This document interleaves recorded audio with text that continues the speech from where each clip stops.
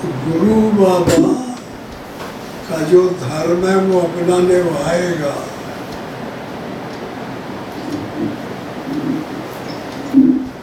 शिष धन हरई शोक न हरई, सो गुरु घोर नरक में पड़े।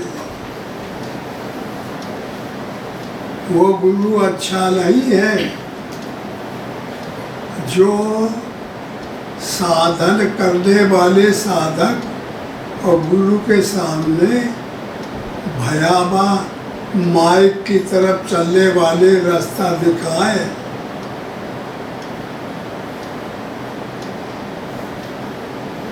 ये साधन करने की जगह है। ये में साधक को बेईमानी नहीं करनी चाहिए। अगर पोशाक पहनता है, कपड़े के कारण वो माया की तरफ झुकाव लेता है, तो ऐसा प्रदर्शन गुरु के सामने नहीं करना चाहिए। भोजन खाने में अगर वो अच्छा और पसंद खाने पर पसंद है, तो ये साधन करने वाले को, साधक को नहीं करना चाहिए।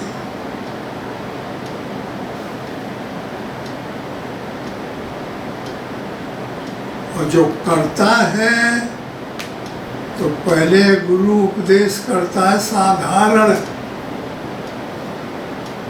उसे मान के साधन करने वाला सही रास्ते पर चलता है। और कुछ ऐसे साधक हैं जो नहीं चलते और फिर रूपरेखा माया की तरफ जाने वाले दिखाते, साधन पर ध्यान नहीं देते। शिक्षक बताने वाला बार बार बताता है, तब भी उस पर मन नहीं लगा के देते ध्यान,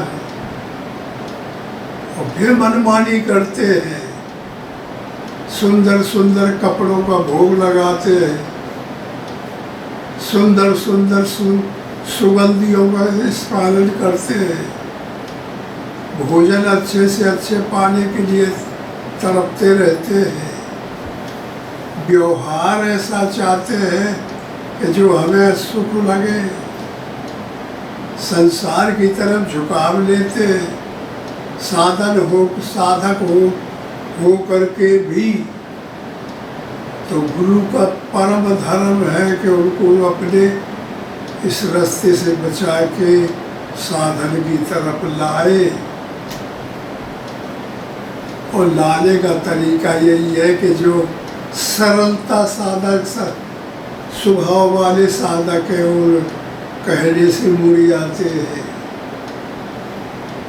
जो बहुत बड़े पापी साधक है, वो कहने से भी नहीं मुड़ते। फिर वो करते क्या है कि छुपे रहते हैं। और जब गुरु बाबा बड़े उत्तेजित अच्छे प्रश्न पे बोलने की क्षमता रख रहे, बता रहे सबको, उसी समय ऐसा रूप बना करके सामने आ जाते हैं कि कई सीढ़ी नीचे माया की तरफ घृणित विचारों का, चित्रों का प्रदर्शन करने के लिए, तो उसको डांट के, परेशान करके, क्रोध करके समझाना पड़ता है। अगर नहीं बोलते हैं तो ये गुरु की कमजोरी पाई जाती है। अगर गुरु वो प्रदर्शनकारी साधक के प्रेशर के दबाव में है, तो वो गुरु ठीक नहीं है। तो गुरु दबे ना, उचित उसको दंड दिया जाए, समय पे उसको फटकारा जाए। तो उस सुनने वाले साधकों को कान खड़ा करके सुन ले कि जो सही समझ में आता है उसको ग्रहण करे और जो गलत है उसका त्याग करें और ऐसे ही बचाएं। और अगर कुतर्क करने वाला है, बेईमान है, जानकारी नहीं है, मूर्ख है, बुद्धि नहीं है, तो ऐसे आदमी को बगैर डांटे, बगैर दुत्कारी, बगैर उसका हरास किए कंट्रोल में नहीं आता है। मूर्ख आदमी को ज्ञान से देने से काम नहीं चलेगा, उसको डांटे फटकार से लेने में आता है। और इतने पर नहीं आता तो फिर गुरु पर दोष नहीं लगेगा। गुरु ने हर उपाय किया और शिष्य का ही दोष आएगा तो वही भाड़ में जाएगा। घर में रहते रहते वो अनुराग आ जाए, अचानक प्रेम बढ़ जाए भगवान में, साधन के लिए मन हो, तो ऐसा तो समझ में आता नहीं। अब फुटकाने से ये साधना बनती है, तो अपने से अनुराग आवे, प्रेम आवे, संसार से घिरना हो, सब फिर जाकर के ठीक रहता है। तो वो साधक गुरु की बातों को प्रेम से सुनेगा और उन पर ध्यान देगा और फिर सही ढंग से साधना करेगा। और जिसको साधना में प्रेम नहीं, वो अरे ही और कारणों से गरीब है, नहीं खाए के मिलता, चलो बाबा हो जाए,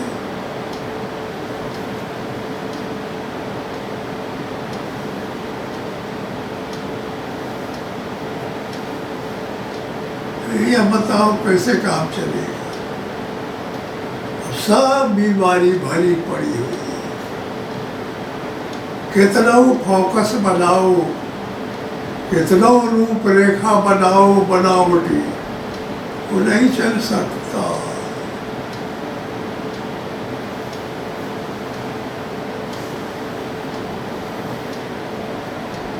अंदर तो अकबकाई लगी है, अंदर पैसा बैठे हैं, अंदर जो है तो भोग बैठे हैं, चिंतवन चालू है, और ऊपर ऊपर कपड़ा लगा के पहनो, ड्रेस बनाओ, सुंदर सूटर लाओ। ये रद्दी सूटर भाई ये मैं न ले हूँ और तुमको बढ़िया वाला सूटर दो। ये जिभ्या भोजन चाहती है मीठा मीठा, और जो इनको भोगते रहेंगे तो फिर ऐसे गिरता चला जाएगा, ऐसे पतन होता चला जाएगा।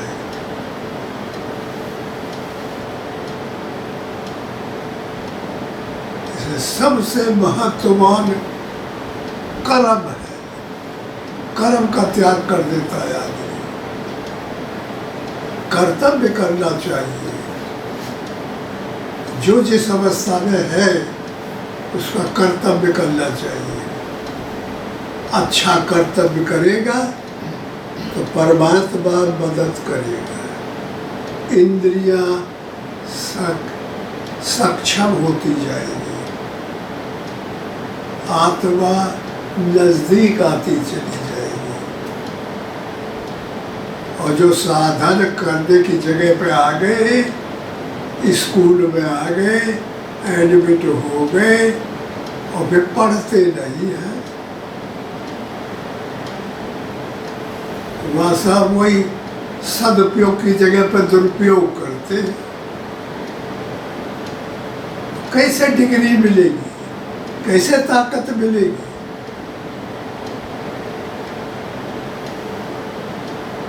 तो इसलिए ये आश्रम तो परमात्मा ने मनुष्यों के लिए बनाए हैं, मन को निग्रह करने वालों के लिए बनाए हैं,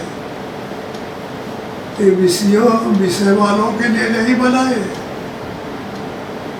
अगर इन जगहों पे विषय वाले रहेंगे, मन को शुद्ध नहीं करेंगे, अंतःकरण में परमात्मा को नहीं बैठाओगे, स्त्री को बैठाओगे, पैसे को बैठाओगे, दुश्मन को बैठाओगे, झगड़े को बैठाओगे, विषयों को बैठाओगे, तो फिर ये वो दिन दूर नहीं, जब तक ये चल रहा है तब तक चल रहा है, तब तक सही, ये चल नहीं पाएगा।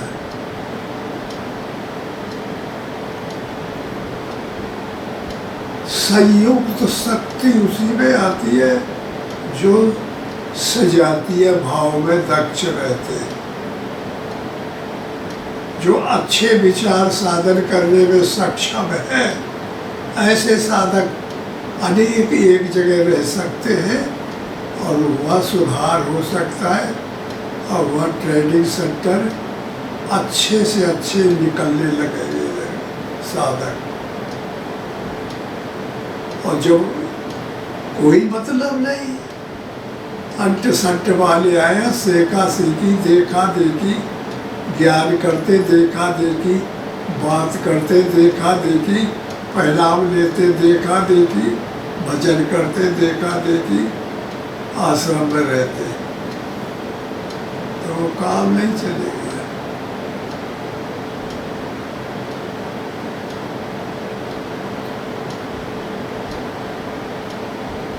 परमात्मा ने इतनी मेहनत की है कि गिरते हुए को रोकने के लिए तमाम तरीके बना दिए। मानस पुण्य होए नहीं पापा, समझे? मन के अंदर को दिखाई सुनाई नहीं पड़ता और हर आदमी बैठा रहता है, ऐसे विषय करते, ऐसे पकड़ते, ऐसे ये करते, ऐसे ऐसा ऐसा ऐसा ऐसा सोचता रहता है, करता रहता है, करता रहता है। तो परमात्मा ने इतना उपाय किया है कि भाई मन में कर ले, नहीं तेरा मन मानता है तो बाहर ना जा पाइए, रुक सकता है अगर रोके चाहे, लेकिन अब मन में आया, इंद्रियों में पहुंचा, फिर इंद्रियों में हरकत हुई, तो फिर जगह खोजने लगे। कहाँ यह विचारधारा का पूर्ति करे?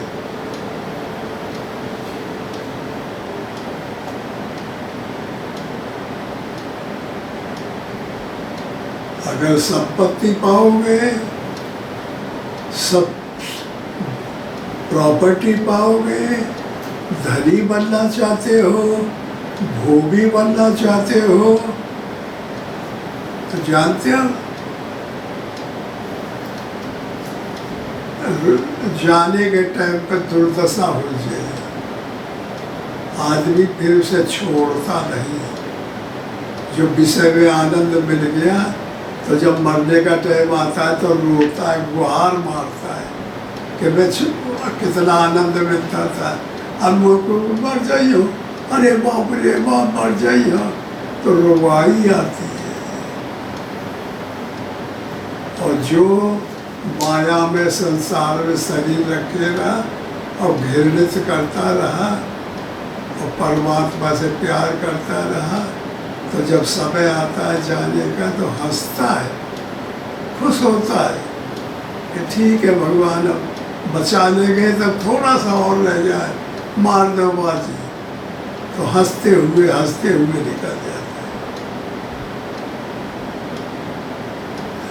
भैया अंटा गुड़गुड़ समझ में ना आई, न तुम लोग मेहनत करते हो समझने के लिए।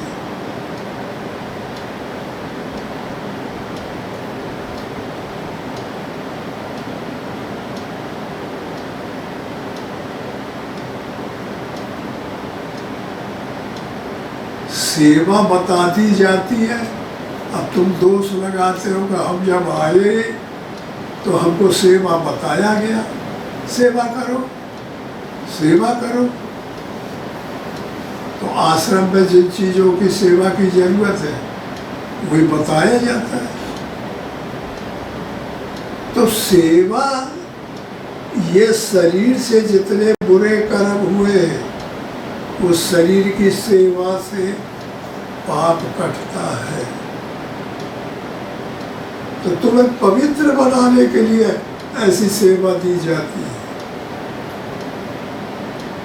और मन से भजन करो, तो इसलिए मन से भजन के लिए बताया जाता है कि मन से जो बुराई होती है वो मन के भजन से नष्ट होती है।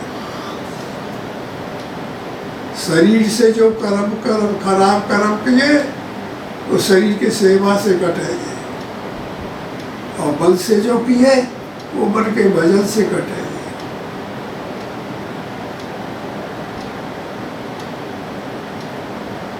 और आज्ञा का पालन करके चित्त से वो सिद्धांत ना हटे, वो एक दिन पकड़ में आ गया और उसी पर चलता जाए। और तू लोग क्या करते हो कि सेवा करने लगे, सेवा में फिर अपने को मान लेते हो मैं घर में पहुंच गया। घर में जैसे भाई से नाराज होते, कहे ये झाड़ू तय नहीं लगाया या लगा लेते। हमारा क्षेत्र है झाड़ू लगाने का, उसे लड़ाई करता है। ये सेवा तू पहले किया, काहे छोड़े है? वो कहेगा कि तेरे लिए है। सेवा तो करना दूसरे दूर रह गया, वह भाई करते करते झगड़ जाते हैं। तो लक्ष्य सही नहीं है, उनके सिद्धांत नहीं बना, वो मन में धारणा नहीं करते इन बातों को। जैसे घर में आए हैं वैसे ही बने हुए हैं। बदलाव आना चाहिए।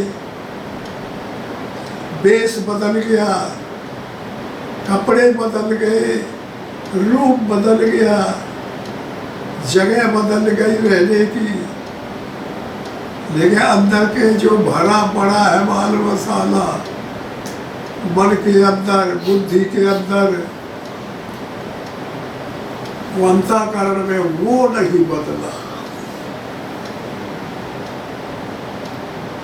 तो समझने को धारकों में रहने लगे तो कुछ दिन में ऐसा महसूस होता है घर ही में हूँ, या वो भाई आए या वो भतीजा आए, वो पड़ोसी आए, बस जैसे वहाँ झगड़ा होता रहता है तैसे ही आऊ शुरू हो जाए। और जो साधक होते हैं वो अपने रास्ते जाते हैं, अपने रास्ते निकलते हैं, दूसरे का रास्ता कभी काटते नहीं, दूसरे से बोलते नहीं, ना प्रेम करते हैं ना विरोध करते हैं। और जो कोई प्रेम करेगा एक दूसरे से तो विरोध होगा, और जो विरोध करेगा वो प्रेम करेगा। ये प्रकृति का नियम है। जो रोएगा वो हंसेगा, और जो हंसेगा वो रोएगा। ये प्रकृति का नियम है। तो दुनिया को, संसार को, इस जगत को, प्रकृति को, हर देश को, इनको ज्ञान से जानना पड़ता है। जब पूरा जानकारी का क्षेत्र हो जाता है तब इनकी एडजस्टिंग करनी पड़ती है।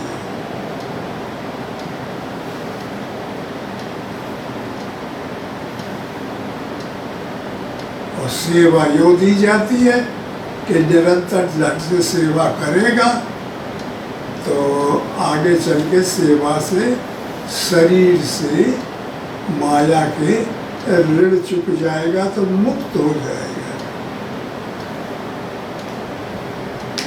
ध्यान करेगा, गुरु बाबा का ध्यान करेगा, परमात्मा का ध्यान करेगा, शंकर जी का ध्यान करेगा। जो जिसका इष्ट है,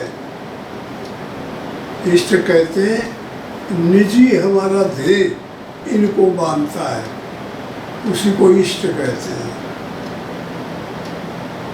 तो जब उनका ध्यान करेगा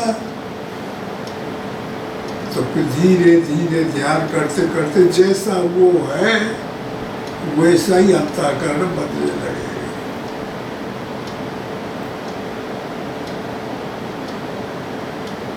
अब गुरु को कहो कि गुरु तुम्हें सुधार करे, और तुम्हारी शरण में तुम्हारी तरफ से हम बोलते हैं कि तुम तर्क करते हो महाराज हम तो आ गए हैं आपकी शरण में, आश्रम में है, अब हमें अरे कैसे वो रद्दी है, कैसे वो है, आप सुधार करें। तो सुधार के लिए कहा गया है, सब लोग जानते हैं, आरत अधिकारी जहाँ पावे, गूढ़ तत्व न साधु दुरावे। अगर आरत और अधिकारी तुम लोगों में कोई है तो जो हमारे पास है वो तुमको प्रदान कर दे।